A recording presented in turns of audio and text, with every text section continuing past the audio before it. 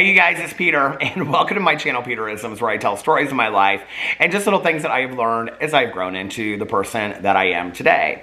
And I am enjoying this evening by pre-filming some videos and watching Boo and Tucker just like walk in a little pair around, like they go from here to the desk over there to the kitchen, and then they walk back through. And it reminds me of my neighbors, because we have so many neighbors that like walk in pairs down the street. But our neighborhood is so small that if you sit on the front porch, about every 15 minutes, you see the same people walk by. It's cracking me up because they're just walking side by side.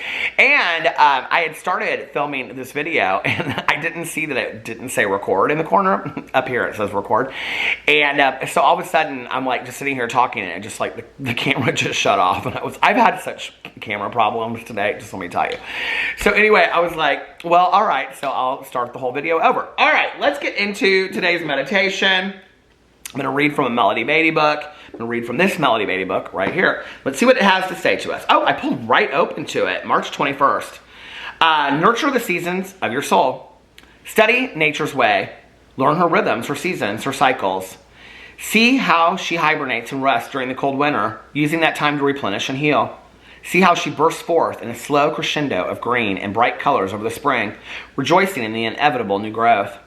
See how she gives her all, her grandest performance, over the summer months before gradually descending into a final burst of changing colors in autumn. Watch her cool down, return to her depths, and again take time to replenish. These same seasons are within us. These are times to take action, to be busily involved with creating and doing and participating and giving. There are quieter times when we are being prepared for those times of activity. We cannot give and give without taking time to replenish ourselves. There are times of gentle growth when the first blades of grass, the first signs of spring begin to emerge in our lives. Whether those signal a new stage of personal growth, a new stage in a love relationship, or the first buds of life on a project we're creating. And each season, each time, leads into the next. There is a purpose and a value in each day of your life, in each season of your life. Nurture your times of action, of creating, of doing, and value your quieter times of going within. The more you study nature, the more you will learn about yourself. Nurture and trust the seasons of your soul. I really like that meditation, and if you've been watching my Peter Does Stuff channel, you'll know that I've been taking walks in the woods, and I've been filming some of it, and but it's been something that I've been doing on a pretty regular basis, and I've really enjoyed it.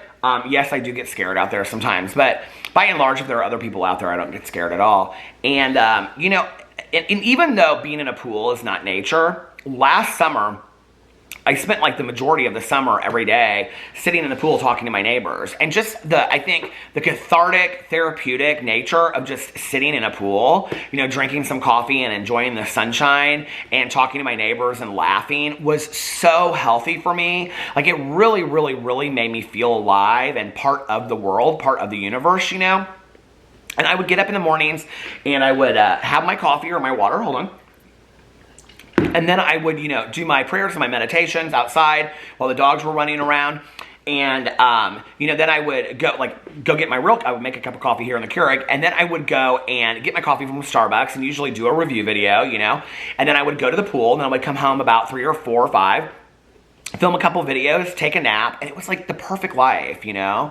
And I really love equating like our lives to seasons to some degree, and you know, when to take care of ourselves, when to hibernate, things like that. You can even look at the day that way if you wanted to, you know, and the fall is, you know, the dusk of the evening, and you know, winter is the late hours and things like that. And I think, you know, and spring is the early morning, and especially, you know, like now in Indiana, because we're starting to hear like the birds chirp in the morning and stuff like that, and I love it.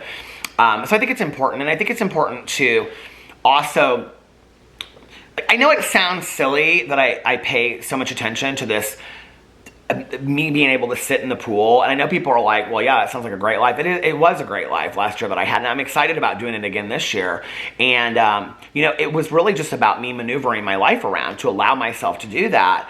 And, you know, I'm somebody that is just like this all the time. Like, my feet hit the ground, and so it's like, you know, like today, honestly, like I'm pre-filming this video, and I have pre-filmed 6 review videos. I made a review video, so that's 7 review videos. I did a vlog, so that's 8 videos. I did a drama video, that's 9 videos. I did a pre-filmed drama video. That's 10 videos. And now this is my 11th video for the day. Since 2 o'clock and at 7:37. And you know, that's how I live every day. And I love this. I'm like so happy doing this because I'm just like, let's go, right? But then I don't really allow myself to be present and just be. Like, you know, and that's something that I've really been practicing in the last couple years, and is like trying to like get closer and closer to that and allow myself to watch TV shows. Listening to audiobooks has really helped with that, because I can just be or drive and just listen, and I'm like so like just connected and focused, you know, when I'm doing that. So that's why I love that so much. It's a great meditation. All right, let's go to the Year of Positive Thinking by Cindy Spiegel. Let's see, since we this video is still a little short, so let's I like to try to make the videos about 10 or 15 minutes long. And get a couple meditations in there, you know? You know what I'm saying? Okay, let's see. Let's just randomly pick one out of the blue. Well, I don't want to do that because then I'll pick one that I haven't. Okay. Oh, let's do this one. I didn't read this one. The world doesn't need more sameness. Say what you feel, wear what you want, do what you please, believe what you believe, have your opinion. Graciously, this is an important word, graciously, hear the opinions of others, but do not allow anyone to bully you out of your truth. Stand in who you are. Take a stand for others. Celebrate what makes you different. The world is awaiting your honest, rebellious, and wild soul. Show us who you truly are. I love, is that the end of it? Yes.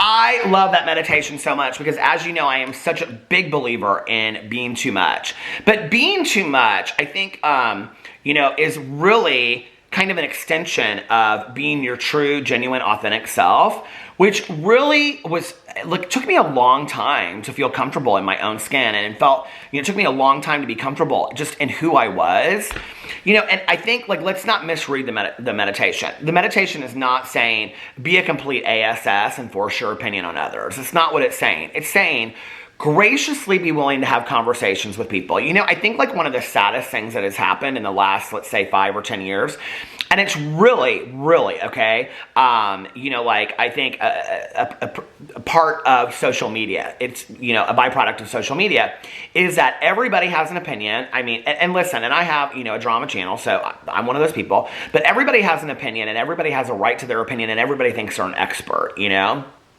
I can't tell you how many people on Facebook constantly say things like, and if you don't agree with me, unfriend me, and whatever, from all sides, okay? And I'm not just talking about political things either, but from all sides, you know? And I look at that and I think, your need to be right, okay, your need to be heard, to be validated on your opinion, not to be validated as a human being. We all want to be validated. We all want someone to say good job, or hey, I like you, or your hair looks nice, or I like your shirt, or you know, like, just, you know, thank you for being my friend, or whatever, you know, thank you for being a friend. But I think we have this incessant need in society now to be right over being happy, and it's like, all of my sponsors have always, and this is something I fought most of my life, but, you know, all of my sponsors in my life have said to me, would you rather be happy or would you rather be right? Because there were many times in my life I fought for the need to be right in situations that I look back on it. Well, first of all, probably, and I'm not even lying to you, out of all of the situations that I have argued and fought over to be right in my life, the thousands that I am sure exist, if you wanted to go back and look at the history, I probably could come up with maybe 5. I mean, in all honesty, 5. I mean, think about it to yourself.